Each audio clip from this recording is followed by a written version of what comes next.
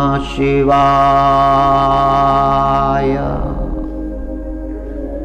ओम नमः शिवाय।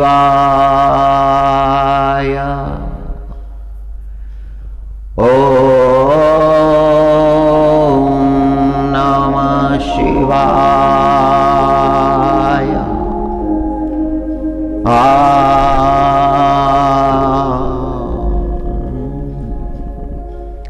यस्या स्वरूपं ब्रह्मादयो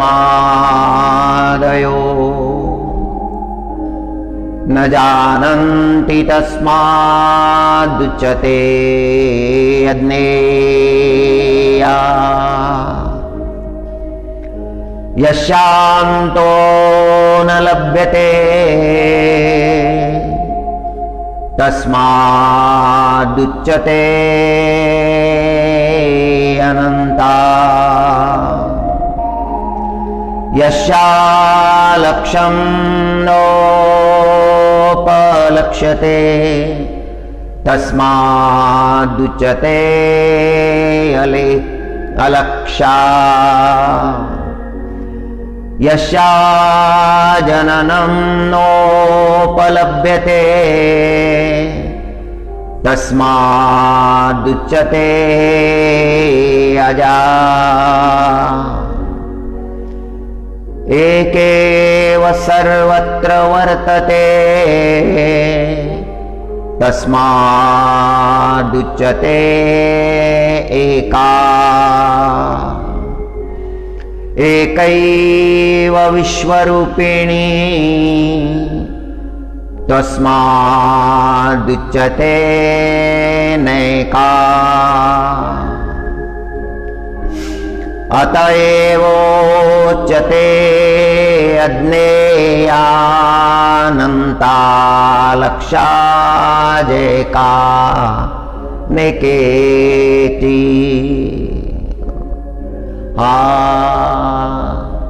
हरि ओम कात्यायने च विद्महे महादेवी च धीमहि तन्नो कात्यायनी प्रचोदयात्। वेद ने वर्णन किया है अंबा जी के स्वरूप का। वेद ने कहा है कि ब्रह्म भी नहीं जानते। यस्या स्वरूपं ब्रह्मादयो न जानन्ति। उस महामाया का स्वरूप ब्रह्म भगवान भी नहीं जानते। ब्रह्म भगवान तो महाप्राज्ञ है, वेदों को धारण करने वाले वेद विद है।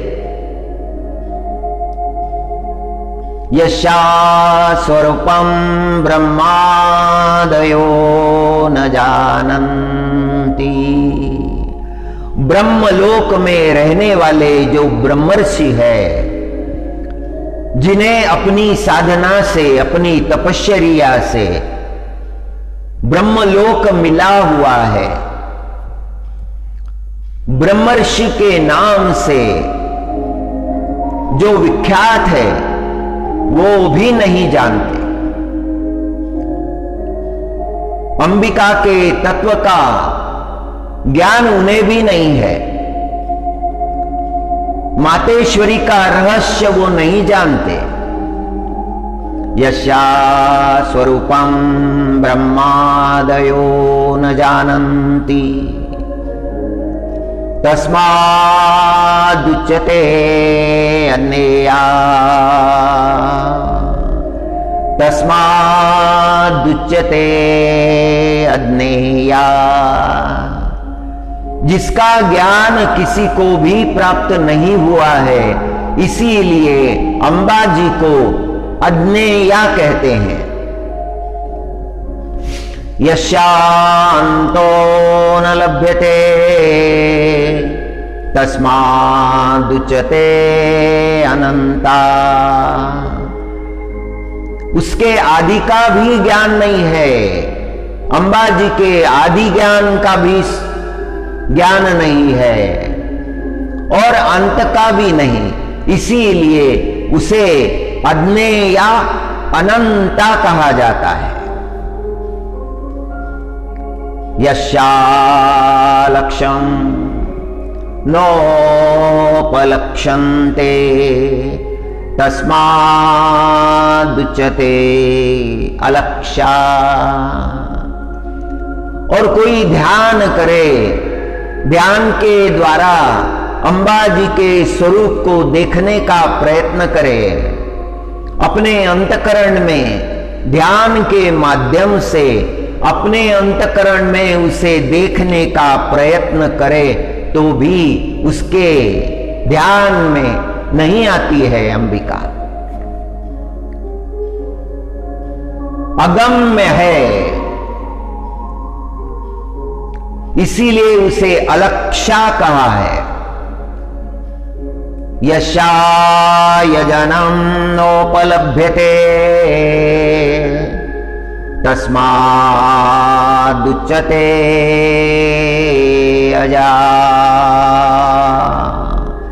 यस्याजननं नोपलभ्यते तस्मादुच्यते अजा। जन्म मरण प्रगटन विलय किसी का भी स्पर्श उसे नहीं होता है, इसीलिए उसे अजा कहते हैं। हाँ, एकेव सर्वत्र वर्तते तस्मादुच्यते एका। भूमि आकाश अग्नि जल वायु पंच महाभूत सर्वत्र सारे विश्व में उस माता जी का संचार है। ऐसा स्थान ही नहीं है कि जहां पर वह नहीं, माता जी का अस्तित्व जहां नहीं, ऐसा कोई स्थान नहीं, वह सर्वव्याप्त है। एकेव सर्वत्र वर्तते तस्मादुच्यते एका। एकैव विश्वरूपिणी तस्मादुच्यते नेका। और सर्वत्र वह विराजमान है, सारे विश्व में विश्व रूपिणी है, इसीलिए उसे अनेका भी कहा है। नैका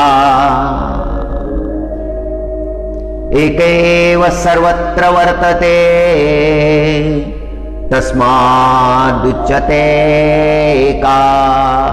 उसका एक स्वरूप ही सर्वत्र विद्यमान है, सर्वत्र केवल वही अस्तित्व भरा हुआ है, इसका अनुभव साधक को आता है। एकेव विश्वरूपिणी तस्मादुच्यते नेका। अतएवोच्यते, इसीलिए कहते हैं अतएवोच्यते अज्ञेयानंता लक्षा जयकानिकेति।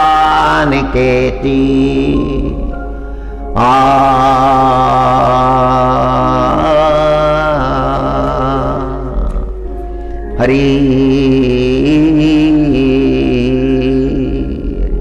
य एवं वेद, य एवं वेद इत्युत्पनिषत्। यह वेद है, य एवं वेद इत्युत्पनिषतः। ये उपनिषद भी है, वेद ज्ञान का शिरोभाग, वेद ज्ञान का सार उपनिषद कहा जाता है। आज कात्यायनी नवरात्र का प्रसंग है। आज छठवां दिन है। कात्यायनी माता के चरणों में हम हमारा भाव निवेदन करते हैं।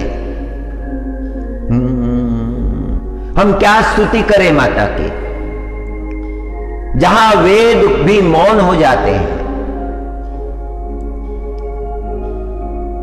इस ऋचा को यदि आप देखेंगे तो बड़ा गहन अर्थ है। ब्रह्म मुहूर्त में आज उसका पाठ कर रहे हैं, अपने कल्याण के लिए, जगत के कल्याण के लिए। यशा स्वरूपम ब्रह्मादयो न जानन्ति तस्मादुच्यते अज्ञेया, यशान्तो न लभ्यते तस्मादुच्यते अनंता, यशालक्ष्यं नोपलक्ष्यते तस्मादुच्यते अलक्ष्या, यशा जननं नोपलभ्यते तस्मादुच्यते अजा, एकेव सर्वत्र वर्तते तस्मादुच्यते एका, एकेव विश्वरूपिणी तस्मादुच्यते नेका, अतएवोच्यते अज्ञेया नन्ता लक्षाजेकानिकेति, अतएवोच्यते अज्ञेयानन्ता लक्षाजेकानिकेति।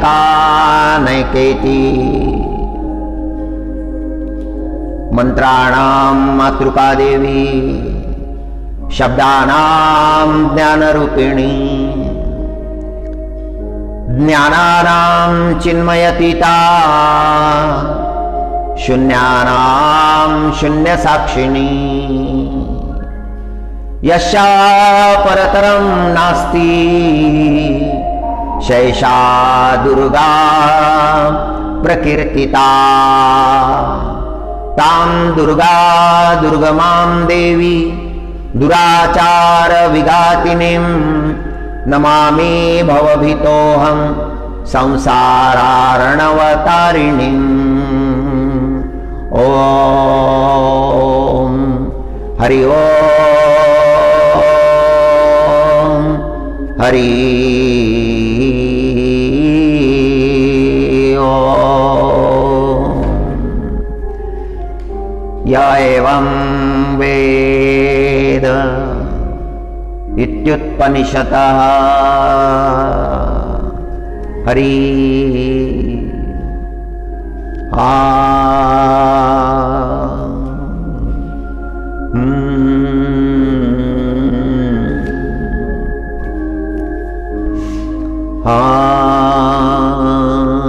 मनुष्य के जीवन में शक्ति का बड़ा महत्व है। दुर्गा जी की उपासना, महिषासुर मर्दिनी की उपासना, यह शक्ति की उपासना है।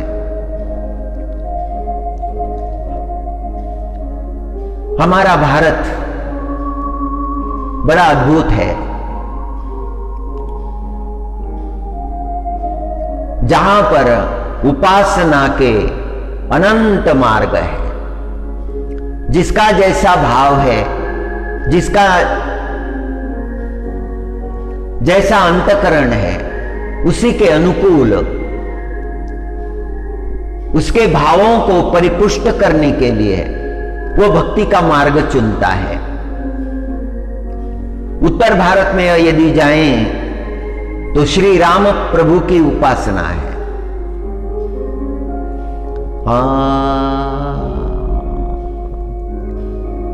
पश्चिम भारत, मध्य भारत, संपूर्ण भारत, सर्वत्र हर जगह परमात्मा के भक्त मिल जाते हैं। कहीं शक्ति की उपासना है, कहीं सूर्य की उपासना है।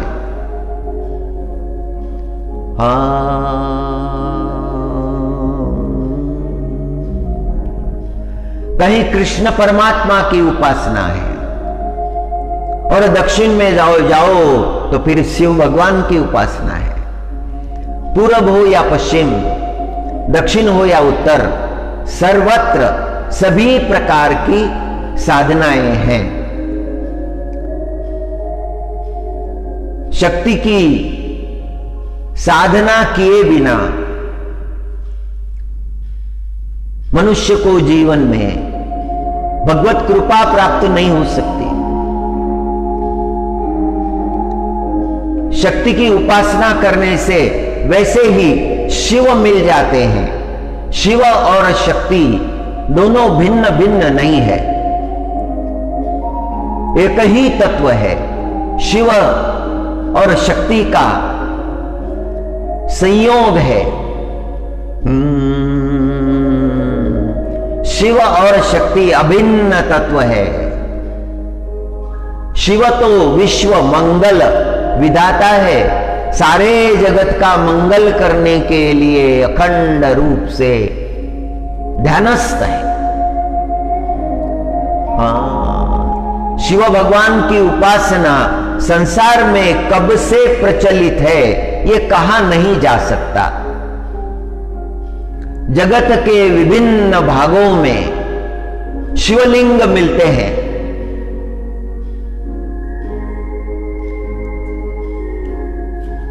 परम तत्व है शिव, अगम्य तत्व है।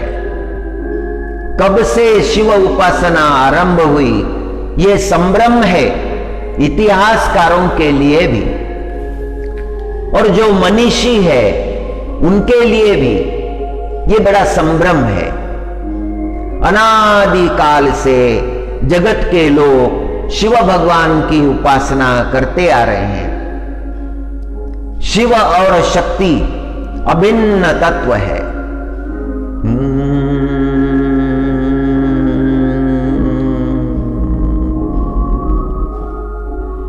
संत महात्मा भक्ति के मार्ग हमें बताते हैं जिससे हम अपने जीवन का कल्याण करें। स्वभाव के अनुसार हर एक को अपने भाव के अनुकूल भक्ति का मार्ग प्राप्त होता है। कुछ भक्त राम प्रभु के चिंतन में मस्त है। श्री राम जय राम, जय जय राम। कुछ भक्त श्री कृष्ण परमात्मा के भाव में मग्न हो गए हैं, भाव विभोर है। वंशी विभूषित करा, वंशी विभूषित करा, नवनीरदाभात पीतांबराद अरुणबिंब फलाधरुष्टा पूर्णेन्दु सुंदर मुखारविंद नेत्रा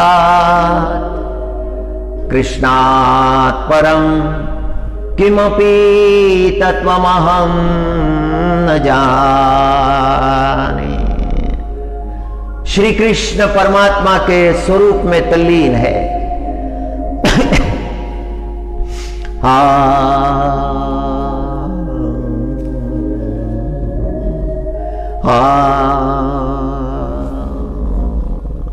भिन्न भिन्न भाव है।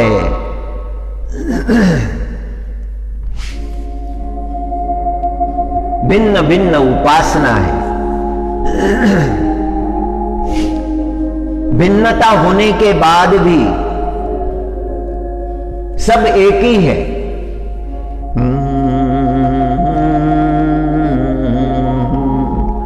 भिन्नता की भावना करना ज्ञान है। एकत्व की भावना करनी चाहिए।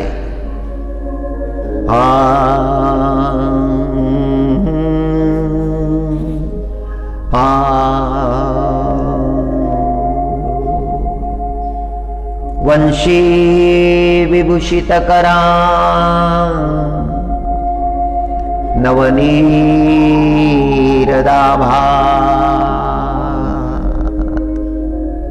वंशी धारण कर रखी है परमात्मा ने। परमात्मा के हाथ जो है वो वंशी से विभूषित हुए हैं। यह महामास बड़ा श्रेष्ठ है, क्योंकि अभी शरद पूर्णिमा आने वाली है। शरद पूर्णिमा का महत्व है। सारी पूर्णिमाओं में सर्वोपरि है शरद पूर्णिमा।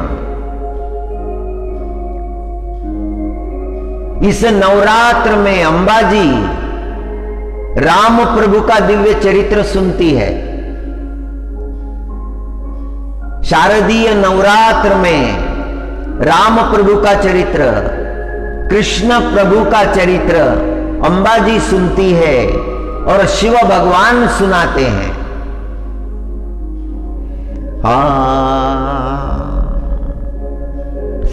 इस नवरात्र में,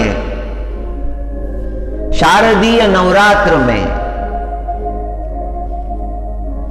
जो राम प्रभु का चरित्र सुनता है, कृष्ण परमात्मा का चरित्र सुनता है, उस भक्त पर अंबा जी की कृपा होती है। श्रवण मात्रेण, केवल श्रवण करने से। श्रवण का महात्म्य यह है कि श्रवण करने से अंतकरण के भाव शुद्ध होते हैं। वंशी विभूषित करा नवनीरदाभार।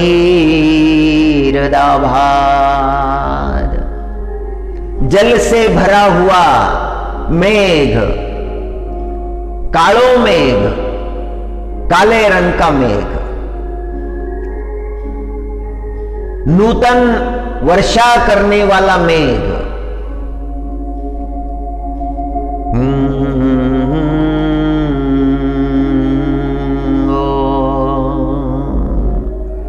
वंशी विभूषित करा नवनीरदाभा।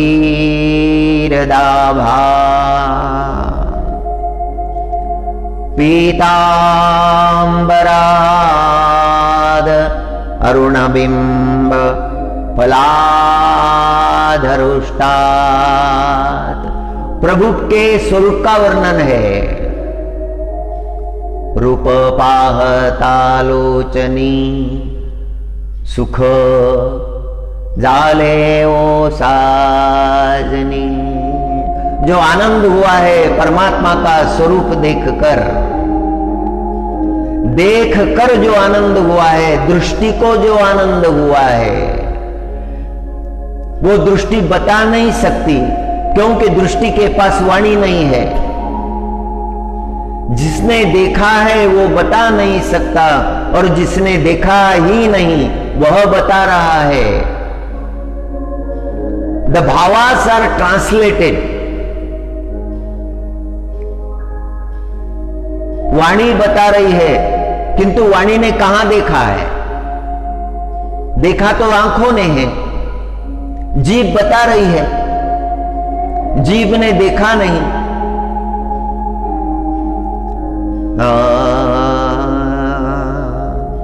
वंशी विभूषित करा नवनीरदाभा।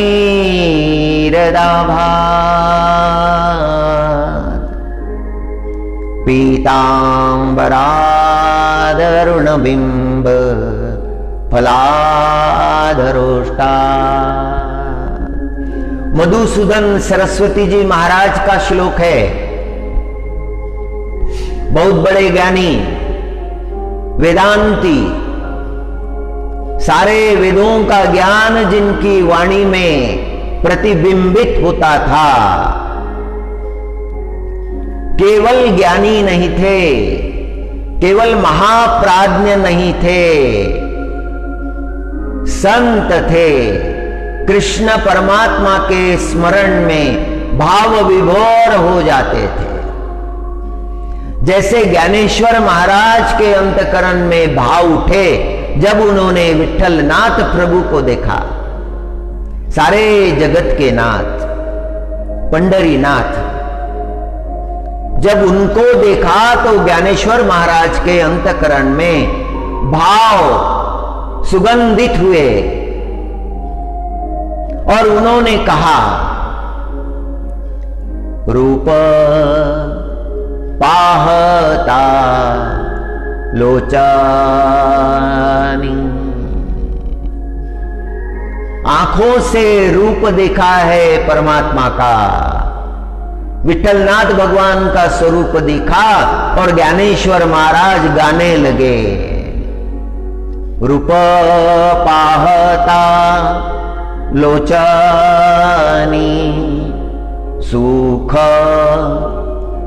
जाले वो साजनी। ये कोई सामान्य सुख नहीं है।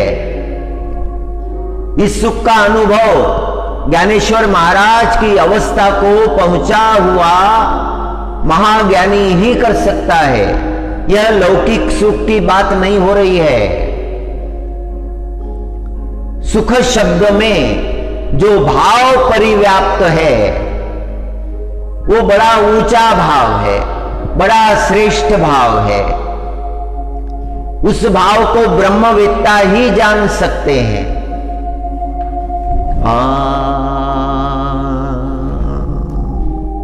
हरि हरि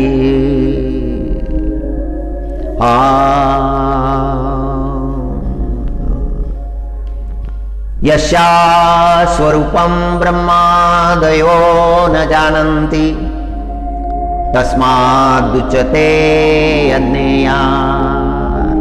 देवी को कहा है अज्ञेया। अज्ञेया इसलिए कहा है कि उसका स्वरूप ब्रह्म भगवान भी नहीं जानते, ब्रह्मलोक के ब्रह्मर्षि भी नहीं जानते,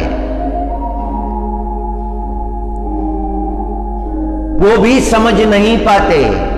ज्ञानेश्वर महाराज जिस सुख की बात कर रहे हैं वो बड़ा अद्भुत सुख है।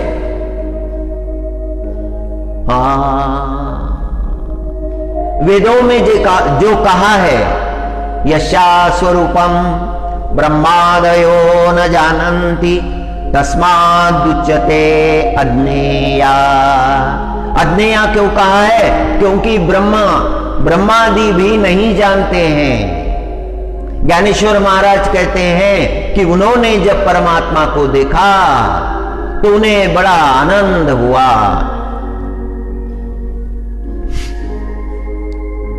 निर्गुणी पावले सगुणी भजता। उसका स्वरूप जो है, जो आंखों से देखा नहीं जा सकता, जो सारे विश्व में परिव्याप्त है, सगुण और निर्गुण का भाव समझ लेना चाहिए। सगुण का तिरस्कार ये अच्छी बात नहीं है। जिन संतों ने उस परमात्मा के विश्व भाव की भावना की है, सारे जगत में वो परिव्याप्त है, ऐसा कोई स्थान नहीं वहां पर वह नहीं है।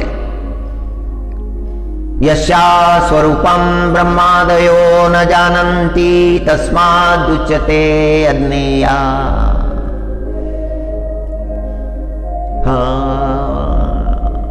मनुष्य के जीवन में मातृ पुण्य फलित होते हैं। उसके जीवन में जो उसकी मां ने पुण्य किए हैं वो फलित होते हैं। इसीलिए कहा है सुशीलो मातृ पुण्य ना।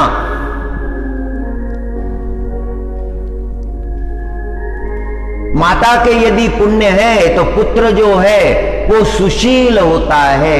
सुशील, शील का अर्थ चरित्र होता है। सुशील होता है, चरित्रवान होता है, उसके हाथों से कोई भी गलत कर्म नहीं होता। उसके कर्म जगत के लिए पथ प्रदर्शन करते हैं। जगत के लोग देखते हैं उसके कर्म और उनका अनुसरण करते हैं।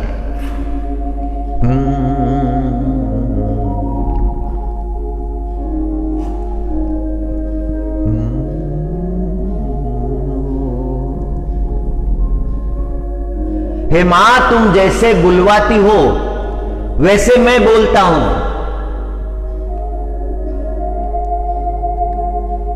मैं कहां बोलता हूं? श्री रामकृष्ण परमहंस ने कहा था, मैं कहां बोलता हूं, मैं तो बोलता ही नहीं हूं। हे मां, तू मुझे बुलवाती है, मैंने तो सोचा भी नहीं क्या बोलना है। बोलने का कोई विचार भी मेरे अंतकरण में नहीं आता है। हे मां, जो करती हो तुम ही कराती हो।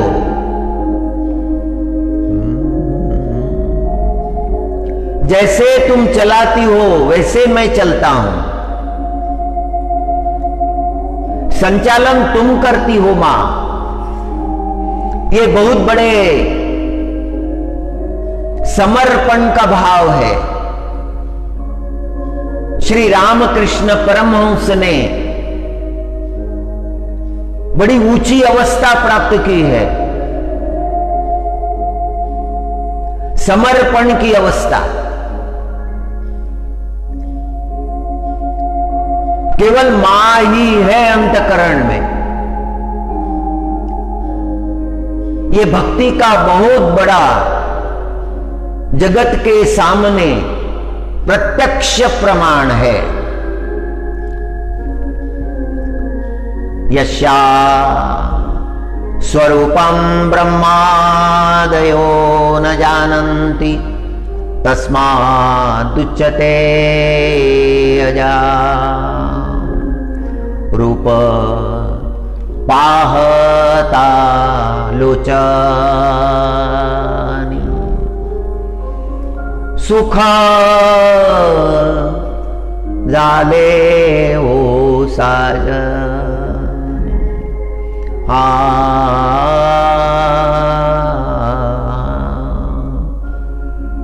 तोहा विठ्ठल बरवा, तोहा माधव बरवा, तोहा विठ्ठल बरवा, तोहा माधव बरवा। हाँ, यह परमात्मा खड़ा है कलयुग में, भक्त कल्याण के लिए खड़ा है, प्रत्यक्ष खड़ा है, साक्षात है।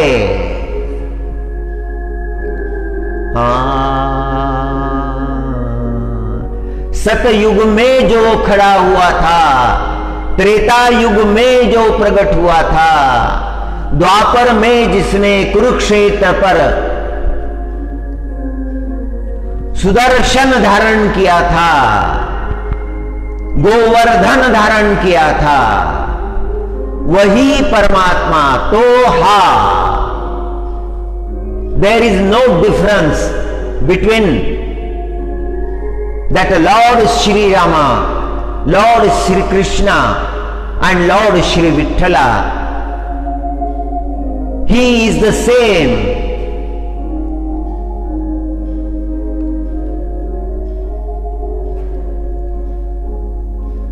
In Treta Yuga, he had the Dhanusya, Kodandadhari.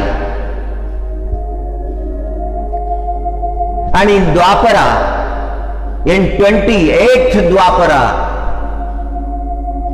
he had the Sudarshana. The same Lord in Kali Yuga, Shri Vitthala. Karnataka के बड़े प्रसिद्ध संत श्री पुरंदरदास जी महाराज विठ्ठल भगवान के सामने बैठकर कन्नड़ा में सुंदर भजन गाते थे। बड़ी मधुर भाषा है कन्नड़ा, कन्नड़ जिसको बोलते हैं, बड़ी मधुर है।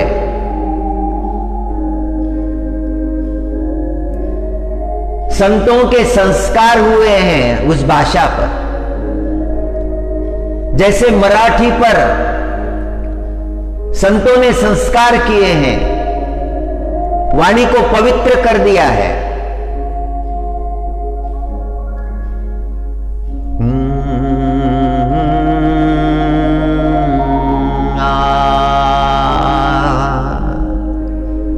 पुरंदर रंगा हरि विठला, पुरंदर रंगा हरि विठला।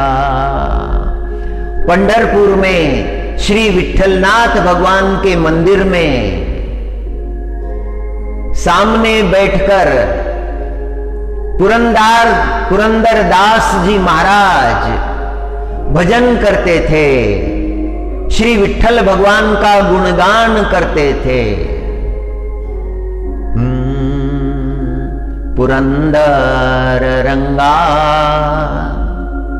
हरि विठला, मुरहर रंगा हरि विठला। पुरंदर दास जी महाराज के अंतकरण का भाव है। आज एक चरण का चिंतन करते हुए भक्तों के भाव, संतों के भाव कैसे समान होते हैं, इस तत्व को जानने का प्रयत्न हमने किया है। मधुसूदन सरस्वती जी महाराज जो महाप्राज्ञ थे, जिनके अंतकरण में वेद शास्त्रों का ज्ञान प्रकट हुआ था,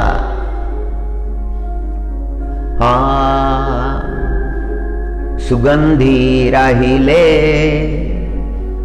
सुगंध होनी, सुगंधी राहिले सुगंध होनी। मनुष्य को सुगंध में रहना है और सुगंध में सुगंध बनकर रहना है। सुगंध में रहने का अवसर मिला है, किंतु रहते दुर्गंध में है।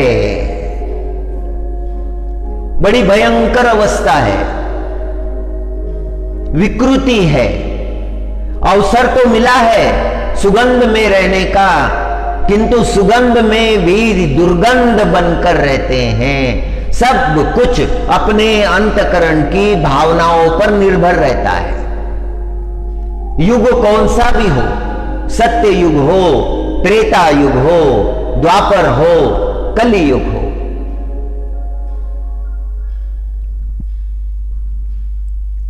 मनुष्य कहीं भी अपने जीवन का कल्याण कर सकता है। चाहे जिस अवस्था में हो, अनुकूलता कभी मिलती नहीं है। अनुकूलता का विचार छोड़ देना चाहिए। पुरंदर दास जी महाराज के जीवन में प्रतिकूलता थी, मधुसूदन सरस्वती जी महाराज के जीवन में प्रतिकूलता थी। श्री रामकृष्ण परमहंस ने अपने भाव से सारी प्रतिकूलता को अनुकूल बना लिया था।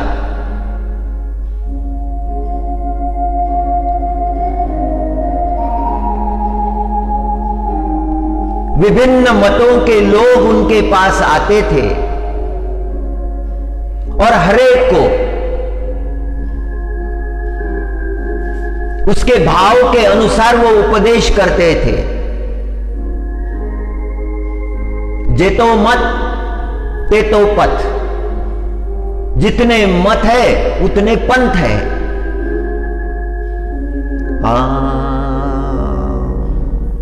मधुसूदन सरस्वती जी महाराज ने कृष्ण भगवान के स्वरूप का वर्णन किया। वंशी धारण की है, वंशी विभूषित, शोभायमान हो गई है वंशी। वैसे वंशी को देखो तो उसका जन्म कहां हुआ है? उसका जन्म तो बांस के कुल में हुआ है, बांबू के कुल में। और बांबू किस काम आता है? घर छवाने के काम आता है, कुटिया निर्माण करने के काम आता है, यज्ञशाला निर्माण करने के काम आता है, उत्सवों में काम आता है, अंतिम प्रसंग में काम आता है। उसका बड़ा महत्व है बांस का। उसके जीवन में सेवा है, उसके जीवन में समर्पण है। गोपियों ने एक बार कहा था, शरद पूर्णिमा की रात्रि को जब प्रभु ने रास रचा, परमात्मा ने वंशी वादन किया, गोपियां दौड़ कर आई और वंशी को दोष देने लगी। ये वंशी का जो है ना, इसी के कारण हमारे जीवन में समस्याएं हैं। ये परमात्मा को बड़ी प्रिय हो गई है, ये हमेशा परमात्मा के साथ रहती है। परमात्मा इसे धारण करते हैं, इसके भाग्य बड़े हैं। जो हमें नहीं मिला वो इस वंशिका को मिला है।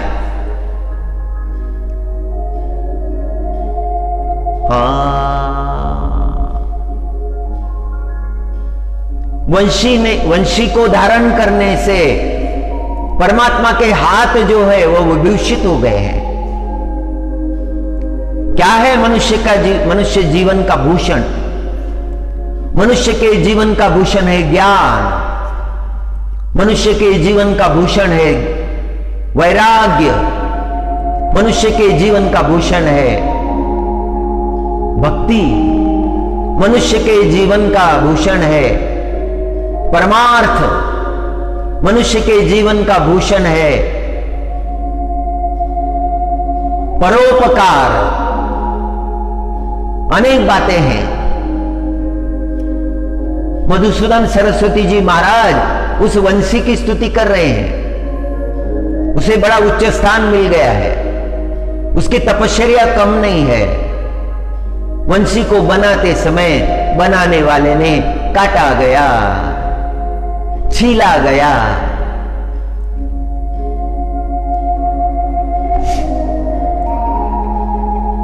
लोहे की कील को अग्नि में तपाकर छेद बनाए गए। कितनी प्रक्रियाओं से गुजरना पड़ा, तब कहीं वह वंशी बन गई। तपश्चर्या के बिना मनुष्य के जीवन में सफलता कैसे हो सकती है? परमात्मा की प्राप्ति कैसे हो सकती है? संसार के पदार्थ तो थोड़ा परिश्रम करने से मिल जाते हैं, सबको मिल जाते हैं। कोई भूखा नहीं रहता, किसी को परमात्मा भूखा नहीं रखते, किसी को दरिद्र नहीं रखते। दरिद्र तो अपने विचारों के कारण वो बन जाता है, अपनी धारणाओं के कारण बन जाता है। सदाचारी पापाचारी अपने ही कर्मों के कारण बन जाता है। संतों के वचन सुनने के बाद में मार्ग मिल जाता है। गोपियों ने वंशी के बारे में कहा कि ये बड़ी प्रिय हो गई है परमात्मा को। गोपियों ने ये बात सोची कि उसका जन्म कहां हुआ है, उसका कुल कैसा है। परोपकारी का कुल है उसका, बांस के कुल में जन्म हुआ है। और बांस तो काटा भी जाता है परोपकार के लिए, परोपकार के लिए ही जगत में प्रकट हुआ है। आप बंगाल की तरफ चले जाएंगे, आसाम, पूर्वांचल के राज्यों में चले जाएंगे, बिहार देश में चले जाएंगे, उड़ीसा के भाग में चले जाएंगे, बांस के घने जंगल दिखते हैं, बहुत बड़े बड़े बांस, बांस के बिना काम नहीं चलेगा।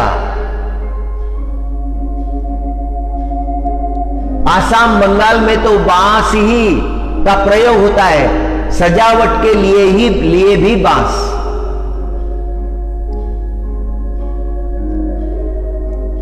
उसका अर्थ हमें जान लेना चाहिए। गोपी भाव में उसका अर्थ उन्होंने किया कि परोपकार है कुल में, और जिसके कुल में परोपकार है उसके कुल में अच्छे ही लोग जन्म लेंगे। जिस प्रकार का भाव होता है उसी प्रकार की प्राप्ति होती है।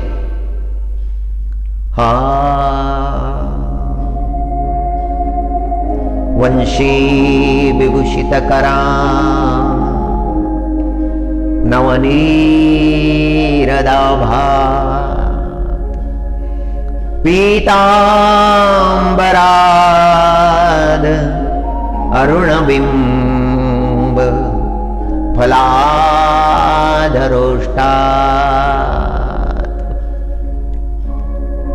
लाल होठ है परमात्मा के, अरुण बिंब जैसा लाल रंग का कोई फल होता है। पीतांबराद अरुण बिंब फलाधरोष्टात्। और उन होठों के सामने उस बांसुरी को धरा है, वंशिका को धरा है, ऐसा स्वरूप है। पीला पीतांबर धारण किया है, सुंदर उस पर जरी का काम है, कारीगरी है। उस पोशाक में श्याम वर्ण परमात्मा बड़े सुशोभित हो रहे हैं। परमात्मा का नाम है श्याम। सांवला जो है, सांवला रंग, श्याम सुंदर। राधे श्याम राधे गोविंद। आज कात्यायनी जी का प्रसंग है ना। कात्यायनी जी भक्ति देने वाली है।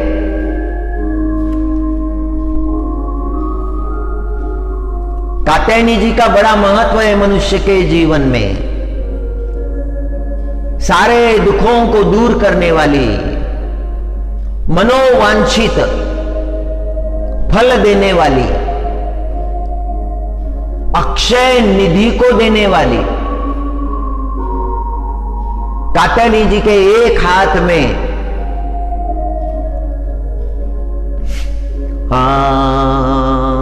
निधि पात्र है।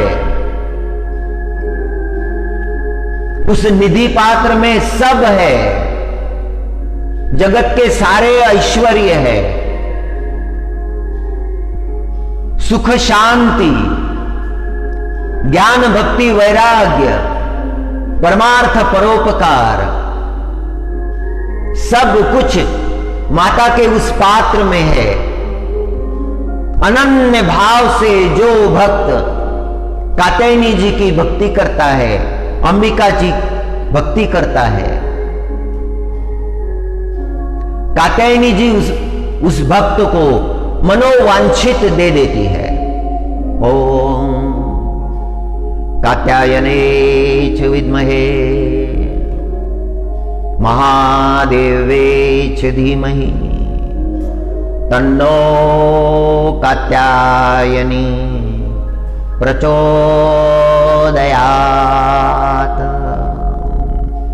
और वेदों में वर्णन आया है, यस्या स्वरूपम ब्रह्मादयो न जानन्ति तस्मादुच्यते अज्ञेया। यस्या स्वरूपम ब्रह्मादयो न जानन्ति तस्मादुच्यते अज्ञेया। यस्यान्तो न लभ्यते तस्मादुच्यते अनंता। उसका आदि अंत किसी के समझ में नहीं आता। सारे संसार में उसका स्वरूप परिव्याप्त है। भक्त के अंतकरण का भाव है पूर्णेन्दु सुंदर मुखारविंद नेत्रा। कृष्ण परमात्मा का स्वरूप मधुसूदन सरस्वती महाराज वर्णन कर रहे हैं कि पूर्ण चंद्रमा। अब जो कभी देखता ही नहीं, पूर्ण चंद्र का दर्शन कभी कोई करता ही नहीं, ऐसा व्यक्ति है, उसे आनंद क्या होगा?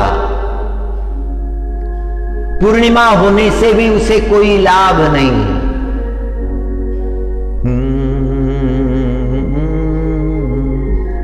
कोलया चांदनी आवड़ी उपजे, ऐसे हो गया है।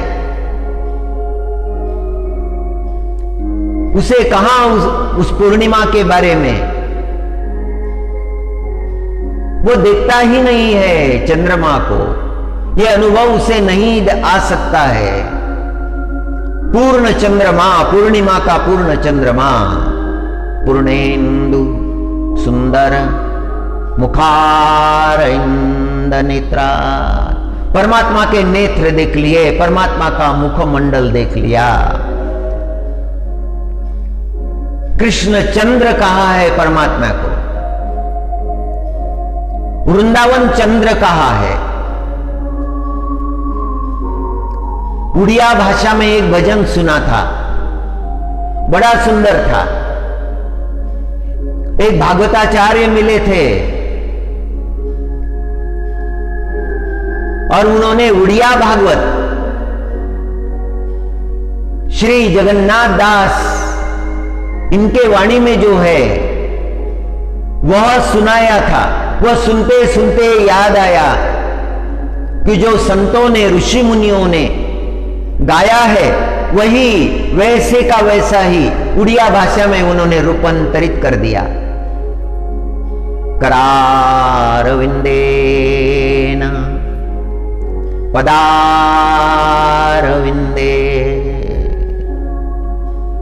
मुखारविंदे विनिवेशयन्तम् वटस्य पत्रस्य पुटेशयानम् बालं मुकुन्दं मनसा स्मरामि। वाणियां भिन्न भिन्न है,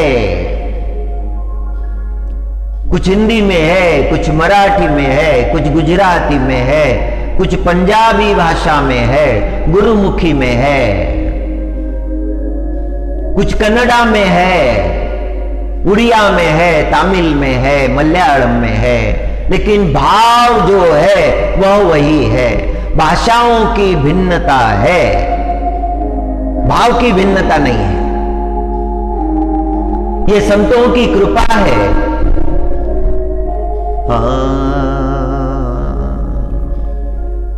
मधुसूदन सरस्वती जी महाराज कहते हैं कि मैं कृष्ण परमात्मा के अलावा किसी अन्य तत्व को नहीं जानता।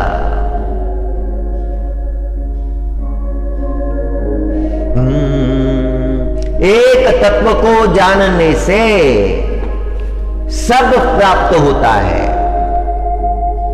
एक सधे सब सधे। एक की साधना की सब प्राप्ति हो जाती है, भेद नहीं रहता है। एकत्व चाहिए साधना में,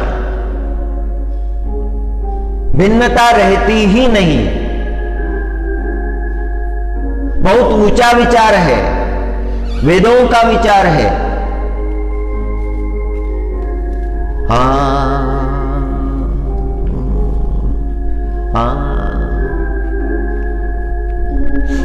एक साधक अपने गुरु के पास गए और अपने गुरु से कहने लगे, as you have guided me I am performing my sadhana, but up till now I did not make any progress. आपने मुझे जैसे बताया साधना करने के लिए मैं कर रहा हूं, किंतु अभी तक मेरी प्रगति नहीं हुई है. I did not make any progress. कोई भी प्रगति नहीं हुई है. What I should do? मुझे क्या करना चाहिए? और गुरु ने कहा, Just I shall tell you an incident.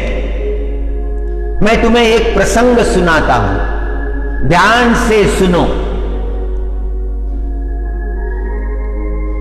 There was a dog. It wanted to drink the water. So it went to the lake. And when he was going to drink, he saw the reflection. He saw the reflection and he thought that there is another dog.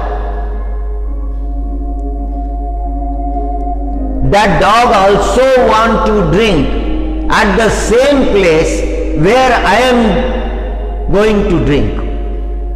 वह कुत्ता भी उसी जगह पानी पीना चाहता है जहां मैं पानी पीना चाहता हूं. That dog is disturbing me. वह कुत्ता मुझे परेशान कर रहा है. He started barking, and when the dog started barking, the dog, the reflection in the water also started doing the same. वह भी वैसा ही बर्ताव कर रहा है.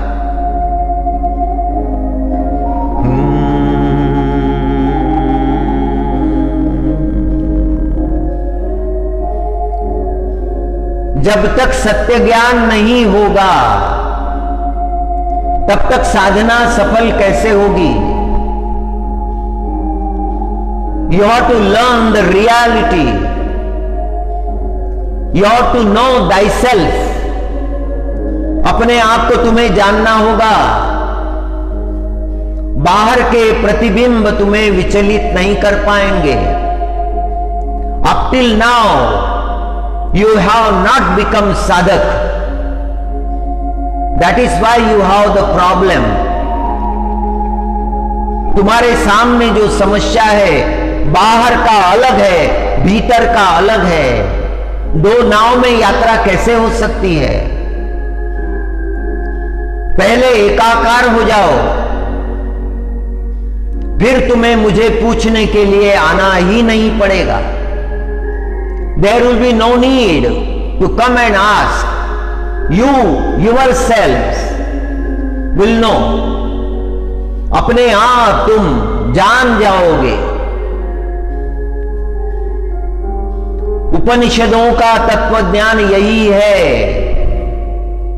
उपनिषद हमें मार्ग दिखाते हैं, साक्षात्कार के मार्ग, और उन्हीं को वो साक्षात्कार होता है जो उसका अनुपालन करते हैं, उस रहस्य को समझते हैं. बृहदारण्यक उपनिषद में यही चर्चा है. दुर्गा सप्तशती के भावों को समझिए. दुर्गा सप्तशती के आरंभ में जो स्तोत्र है, जो स्तुतियां हैं, उनको सुनने से अंतकरण में यही भाव प्रकट होता है. देवी कवच को पढ़िए, अर्गला स्तोत्र को देखिए, कीलकम को देखिए, वेदोक्त रात्रि सुक्तम, तंत्रोक्त रात्रि सुक्तम, नवार्ण विधि, सप्तशती के सारे अध्याय, इनको देखने से अंतकरण में यही भाव निर्माण होता है. यही होना चाहिए. कथाएं हैं, महिषासुर की कथाएं हैं, उसके साथ युद्ध है, उसको नष्ट किया है। दुर्भावों का महिषासुर तो हर एक के अंतकरण में है, हर एक के जीवन में है। ऐसा कौन है कि जिसके जीवन में कोई दोष नहीं है, जिसका जीवन निर्दोष है? हर एक के जीवन में दोष है। महिषासुर है, अलग अलग है। विकराल चेहरा धारण करके महिषासुर त्रस्त कर रहे हैं। शुंभ है, निशुंभ है, चंड है, मुंड है, रक्त बीज है। हर एक के अर्थ है अपने अपने।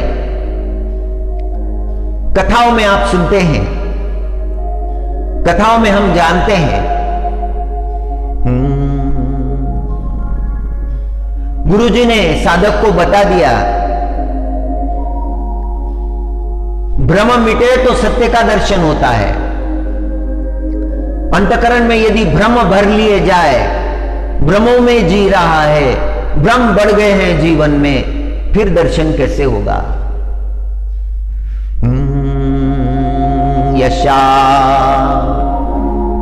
यशा स्वरूपम न जानन्ति तस्मादुच्यते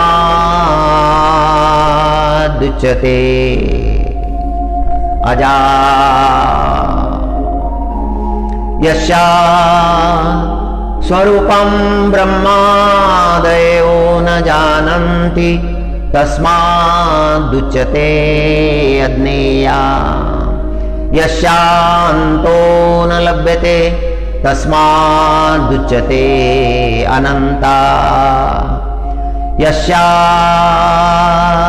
लक्ष्यं नोपलक्ष्यते तस्मादुच्यते अलक्ष्या। यस्या जननं नोपलभ्यते तस्मादुच्यते अजा। एकेव सर्वत्र वर्तते तस्मादुच्यते एका।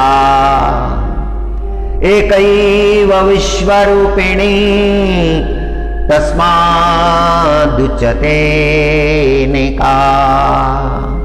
अतएवोच्यते, अतएवोच्यते, इसीलिए यह कहा है। अंत में सब समावेश कर लिया।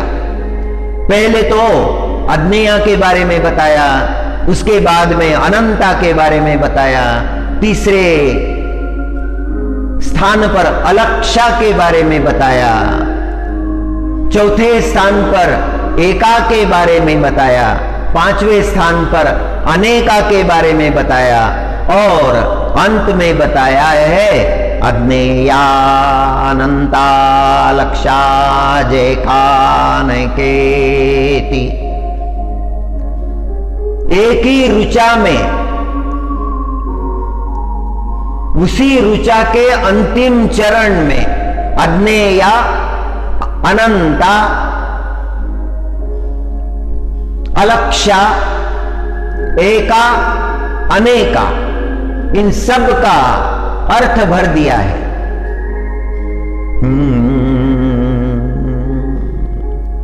मंत्राणां मातृका देवी, मंत्र स्वरूप है माता। ओम कात्यायने च विद्महे महादेवे च धीमहि तन्नो कात्यायनी प्रचोदयात्। ओम कात्यायनी महामाये महायोगिन्यधीश्वरी नंदगोपसुतं देवी पति में कुरुते नमः। मार्गशीर्ष महीने में कात्यायनी व्रत आता है। गोपियों ने कात्यायनी जी की उपासना की थी। व्रत सफल करने के लिए हे अंबिका, हे कात्यायनी, मेरे व्रत को सफल करो। मैं जो साधना कर रही हूं उसे सफल करो। गोपियों ने कात्यायनी जी की उपासना की थी। वह मार्गशीर्ष महीने में है।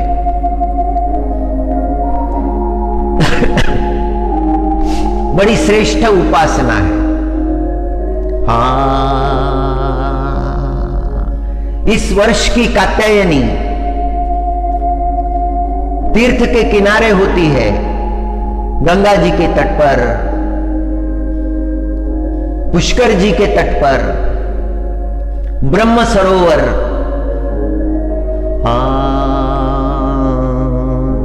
कुरुक्षेत्र में, वहां तट पर हम कात्यायनी उपासना के लिए जाकर आए हैं। माता जी से यही मांगना है कि हमारे अंतकरण का भाव सदा बना रहे। ये जीवन जो मिला है ये केवल आपकी सेवा में लगे।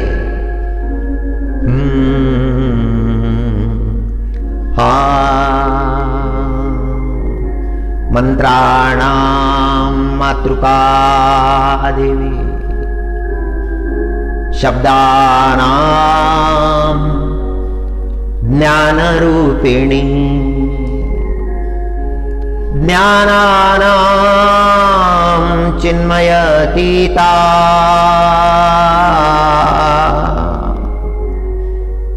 शून्यानां शून्यसाक्षिणी, यस्या परतरं नास्ति शैषा दुर्गा प्रकीर्तिता।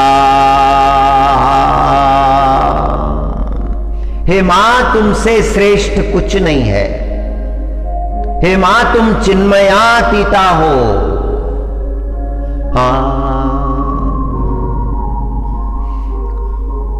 शून्यों में शून्य साक्षिणी, शून्यानां शून्य साक्षिणी, यस्या परतरं नास्ति शैषा दुर्गा प्रकीर्तिता। ये वेदों का वचन है और मधुसूदन सरस्वती जी महाराज ने कहा है।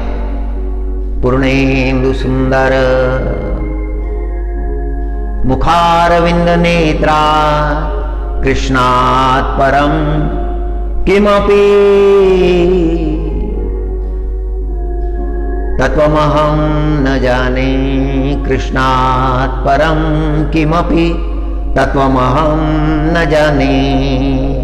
और इस श्लोक का अंतिम चरण देखिए,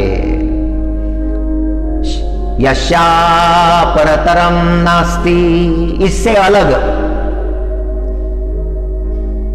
कोई परम तत्व, अलग तत्व नहीं है। यस्या परतरम नास्ति शैषा दुर्गा प्रकीर्तिता। ओम कात्यायनी महामाये,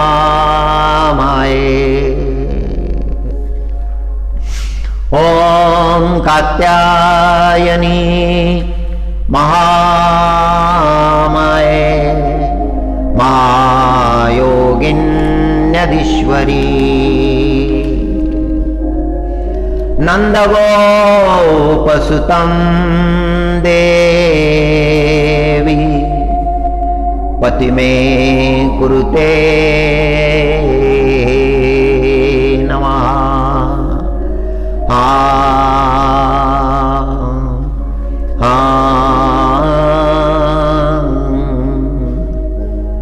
जय जय जगत जननी, जय जय मां, जय जय जगत जननी, जय जय मां।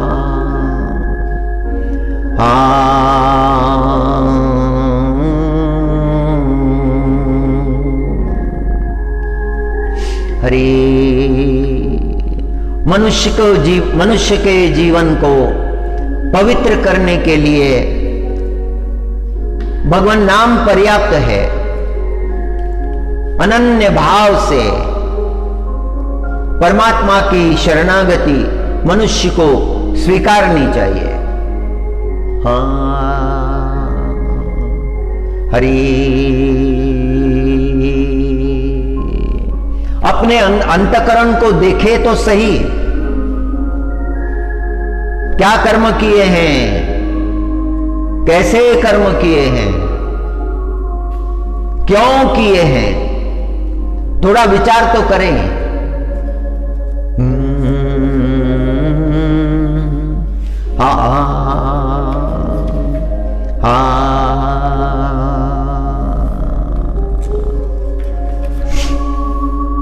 कर्म करने का उद्देश्य क्या था?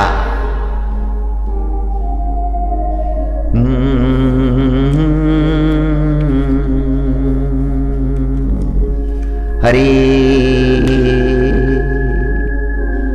हरि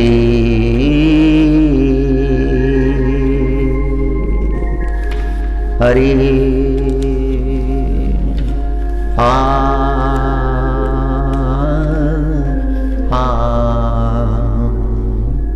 अपराध सहस्राणि क्रियन्ते अहर्निशं मया दासोऽयमिति मां मत्वा क्षमस्व परमेश्वरी। अपराध सहस्राणि क्रियन्ते अहर्निशं मया दासोऽयमिति मां मत्वा क्षमस्व परमेश्वरी। हे परमेश्वरी, परम ईश्वरी, महादेवी, मेरे अपराधों को उदार अंतकरण से क्षमा करो। मैं तुम्हारा दास हूं, यह जानकर मेरे अपराधों को क्षमा करो। हे मां, तुम्हारी कृपा से ही मेरे जीवन का परित्राण हो सकता है। यदि तुम्हारी कृपा मुझे प्राप्त हो गई, हे मां, सब मिल गया। हाँ, कितने अपराध है, शास्त्र के अपराध है, संत के अपराध है, माता पिता के अपराध है, समाज के अपराध है, अनेक अपराध है। एक राजा एक संत के पास गया, संत के चरणों में हाथ जोड़कर बैठ गया। संत ने एक क्षण उस राजा को देखा और आंखें बंद कर ली। बहुत देर तक ध्यान में बैठे। राजा बहुत देर तक बैठा रहा। जब संत ने आंखें खोली तो वह राजा बैठा हुआ है। राजा ने पूछा, महाराज जी, मुझे देखकर आपने आंखें बंद क्यों कर ली? और संत ने कहा कि हे राजा, तुम्हारे चेहरे को देखकर तुमने किए हुए दुष्कर्म मुझे दिखाई देने लगे। तुम्हारे दुष्कर्मों को मैंने देखा है।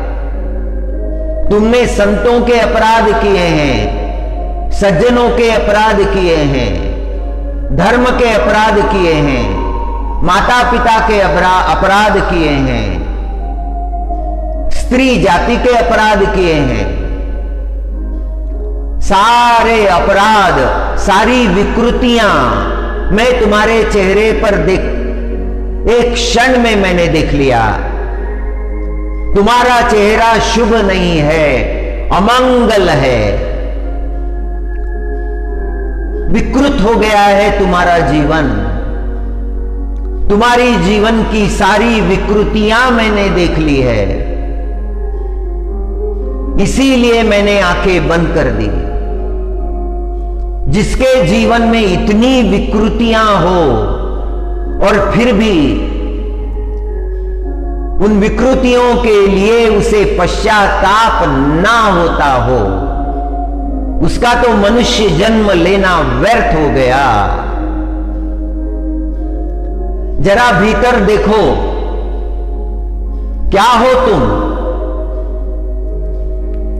अपने आचरण से तुमने स्वयं का जीवन नरक बना लिया है, फिर भी तुम्हें पश्चाताप नहीं होता। धन के लिए भाइयों का विश्वासघात किया, धन के लिए छल किया, कपट किया, धन को तुमने जोड़ा, झूठे काम किए, गलत काम किए, फिर भी तुम्हें पश्चाताप नहीं होता। स्वयं को तुम बड़ा उजला दिखाने का प्रयत्न करते हो। जरा अपने अंतःकरण में झांको। अब मैं देख रहा हूं तुमसे बात कर रहा हूं। अपने शरीर को एक बार ध्यान से देखो। खुद खाने के लिए कईयों का भोजन तुमने बिगाड़ दिया है।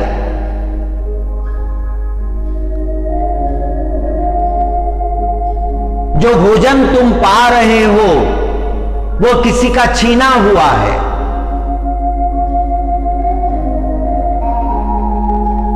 तुम्हारे शरीर को परिपुष्ट करने वाले रस नहीं है उस भोजन में।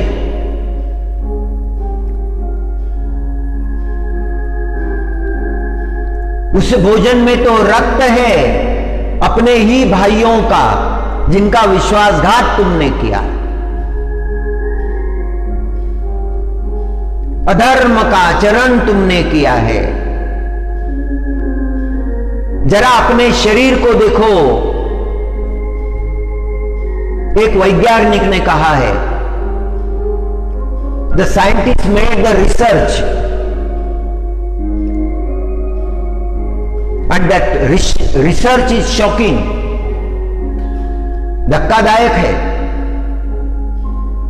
उसने कहा कि मृत्यु के बाद, शरीर को दफनाने के बाद में उस शरीर का क्या होता है, what happens to the body.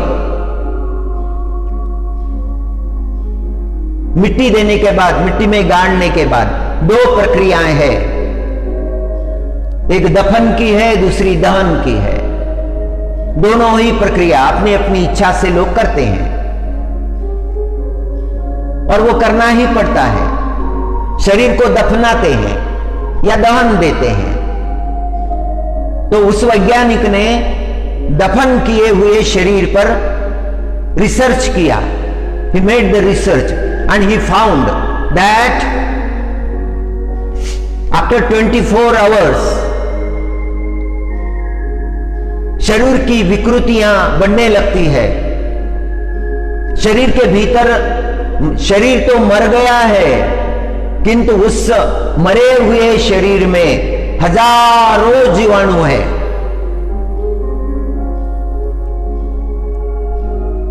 और उस मरे हुए शरीर को वो जीवाणु खाने लगते हैं। शरीर को खाना उन्होंने आरंभ कर दिया।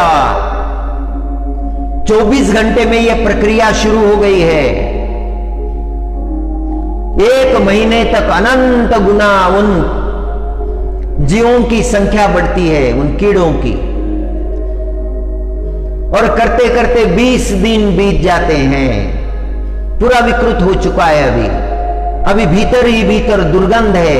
वो कीड़े खाए जा रहे हैं। 40 दिन बाद अब मांस मज्जा जो है वो उन्होंने बहुत सारा खा लिया है, थोड़ा बहुत बचा है। आफ्टर द 60 डेज अब समाप्त होने को आ रहा है, और 100 दिनों में आफ्टर द 100 डेज अब हड्डियों का ढांचा मात्र रह गया है, और वो जीवाणु जहां थे अब वो भी मरने लगे हैं। वो हड्डियां भी क्षीण होने लग जाती है, गलने लग जाती है, कुछ भाग गल भी जाता है। शरीर की यह अवस्था है।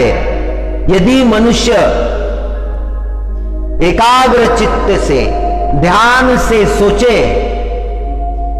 तो इस नश्वर शरीर के लिए क्या कर्म किए, जो साथ में नहीं जा सकता उसके लिए क्या कर्म किए, स्वार्थ किसके लिए है, कौन सा स्वार्थ हो गया।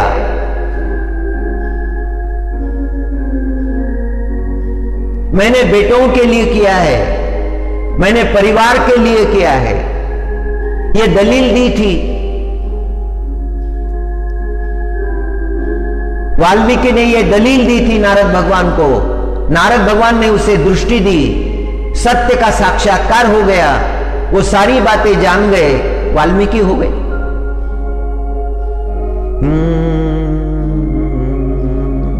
मनुष्य को तत्व जान लेना चाहिए, तत्व जानने से ही कल्याण होता है, ज्ञान की प्राप्ति होती है, अज्ञान नष्ट हो जाता है।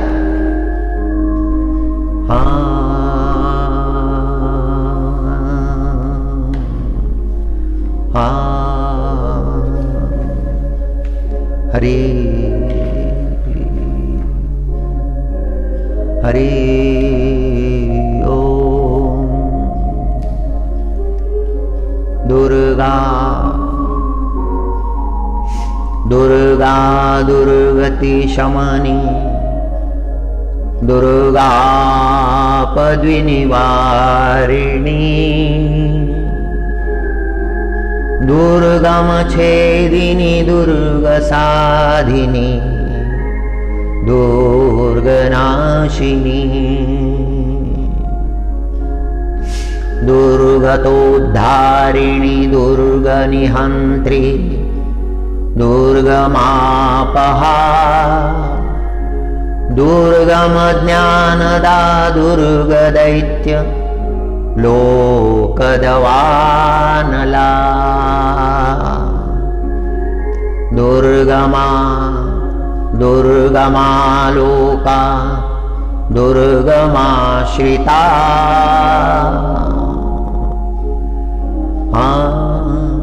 दुर्गमा दुर्गमालोका, दुर्गमात्मस्वरूपिणी, दुर्गमार्गप्रदा, दुर्गम विद्या, दुर्गमाश्रिता, दुर्गम ज्ञान संस्थानां, दुर्गमध्यान्नवासिनी, दुर्गमोहा, दुर्गमगा, दुर्गमार्थस्वरूपिणी,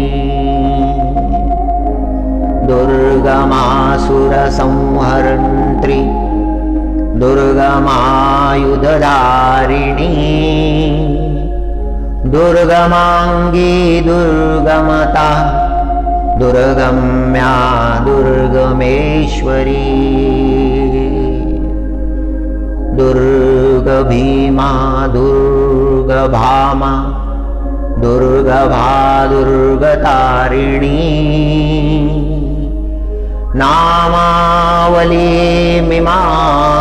यस्तु दुर्गया मम मानव, पठेत सर्वभयान्मुक्तो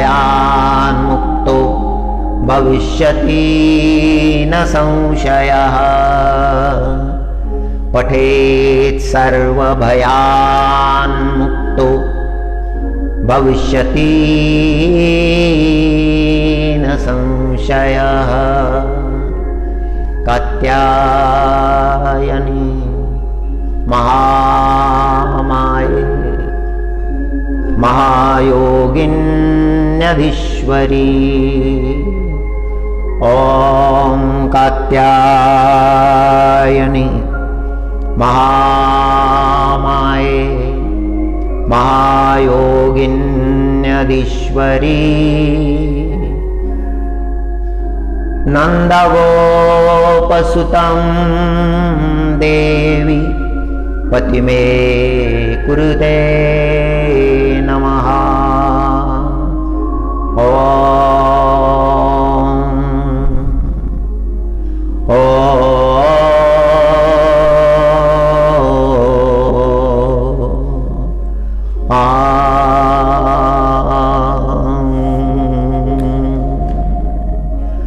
यस्या स्वरूपं ब्रह्मादयो न जानन्ति तस्मादुच्यते अज्ञेया। यस्यान्तो न लभ्यते तस्मादुच्यते अनन्ता। यस्या लक्ष्यं नोपलक्ष्यते तस्मादुच्यते अलक्ष्या। यस्या जननं नोपलभ्यते तस्मादुच्यते अजा। एकैव सर्वत्र वर्तते तस्मादुच्यते एका। एकैव विश्वरूपिणी तस्मादुच्यते नैका। अतएवोच्यते अज्ञेया नन्ता लक्षा जेकानिकेति। एवं वेद य एवं वेद इत्युत्पनिषतः। ॐ शान्ति शान्ति शान्तिः। ॐ नमो